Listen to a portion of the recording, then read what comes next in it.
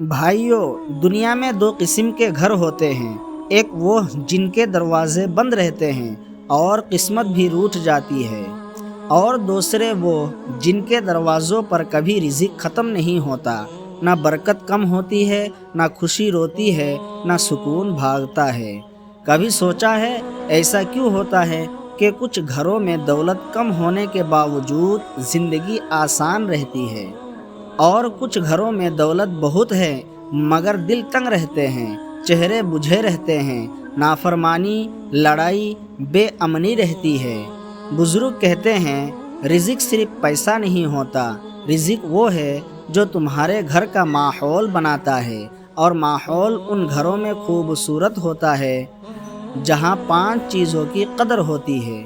یہ 5 چیزیں چھوٹی نہیں، یہ وہ ستون ہیں جن کی وجہ سے فرشتے رحمت لے کر اترتے ہیں، اور رزق خود چل کر راستہ تلاش کرتا ہے۔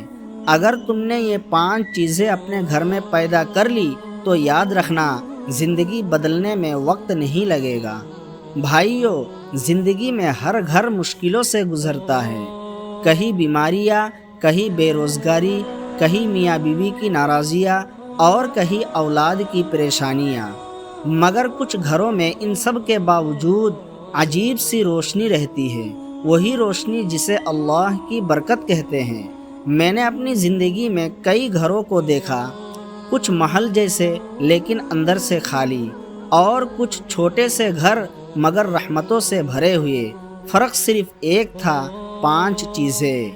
آؤ آج وہ 5 راز تمہیں بتاتا ہوں جو اگر تمہارے گھر میں آ گئے تو رزق دروازہ نہیں کھڑکائے گا، اندر آ کر بیٹھ جائے گا۔ پہلی راز، وہ گھر کبھی تنگ دست نہیں ہوتا جہاں ماں باپ کے قدموں کی آواز احترام سے سنی جاتی ہے۔ ماں کی خدمت، باپ کی رضا، یہ صرف نیکی نہیں، یہ رزق کے دروازے کھولنے کی کنجی ہے۔ جس گھر میں ماں کے ہاتھ اٹھتے ہی دعا نکل جائے، باپ کی خاموشی میں رضا چھپی ہو، وہاں غربت ڈیرے نہیں ڈال سکتی۔ دوسری راز، گھر کا اصل رزق پیسہ نہیں، گھر کا اصل رزق سکون ہے۔ جب میاں بیوی ایک دوسرے سے نرم لہجے میں بات کرتے ہیں، معاف کرتے ہیں، برداشت کرتے ہیں، تو اللہ کہتا ہے یہ لوگ میرے بندے ہیں، ان پر رزق تنگ نہ ہو۔ فرشتے ایسے گھروں پر رحمت کے پروں سے سایہ کرتے ہیں۔ لڑائی والا گھر خالی ہو جاتا ہے اور محبت والا گھر بھر جاتا ہے۔ تیسری نشانی، جس گھر میں ایک آیت بھی پڑھی جائے وہ گھر اندھیرا نہیں رہتا۔ بزرگ کہتے ہیں جس گھر میں روزانہ قرآن کھلتا ہے وہاں رزق کے دروازے کبھی بند نہیں ہوتے، کیونکہ قرآن رحمت ہے اور رحمت رزق کو کھینچ کر لاتی ہے۔ چوتھی نشانی، کبھی غور کیا کہ پرانے زمانے میں لوگ غریب تھے لیکن رزق کبھی ختم نہیں ہوتا تھا؟ کیونکہ وہ مہمان کو اللہ کا تحفہ سمجھتے تھے۔ آج ہمارے گھروں میں برکت کم ہو گئی ہے کیونکہ ہم مہمان کو بوجھ سمجھنے لگے، حالانکہ حدیث میں ہے مہمان خود اپنا رزق لے کر آتا ہے۔ جس گھر میں مہمان کی قدر ہو، اللہ وہاں رزق اتارنے کے بہانے ڈھونڈتا ہے۔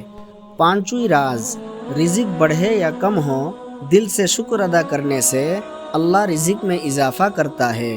جو لوگ پلیٹ میں بچے ہوئے نوالے کی بھی قدر کرتے ہیں، جو پانی کے ایک گھونٹ پر بھی الحمدللہ کہتے ہیں، جو چھوٹی خوشیوں کو اللہ کا انعام سمجھتے ہیں، ان پر رحمتیں بارش کی طرح برستی ہیں۔ یاد رکھے، شکر گزار انسان کبھی رسوا نہیں ہوتا، اور ناشکرا انسان کبھی مطمئن نہیں ہوتا۔